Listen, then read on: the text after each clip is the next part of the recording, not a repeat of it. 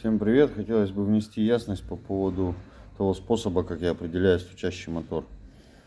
Сейчас я просто покажу, чтобы не отвечать постоянно на вопросы. Посмотрите, все, я думаю, все станет понятно. Вот смотрите, вот у нас поршень, да? Представим, что здесь у нас вот так вот возьмем, да? Это у нас вал кривошипа. Ну, коленвал, грубо говоря, да? И вот у нас шатунная шейка. И когда зазора у нас нету здесь, у нас все ходит без зазоров. Все четко. То есть у нас зазора здесь нету. Здесь есть допустимый зазор, но его не услышать за счет масляной пленки.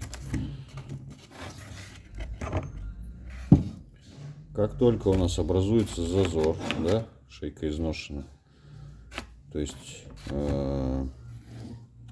я ставлю, грубо говоря, сперва ВМТ, он вот так бы выглядел, да, потом у нас поршень отвожу вниз, тем самым натягивая шатун. То есть поршень у нас стоит вот так, я натягиваю его, здесь у нас появляется зазор.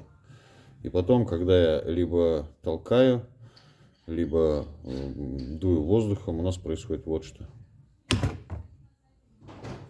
И вот этот вот стук мы слышим.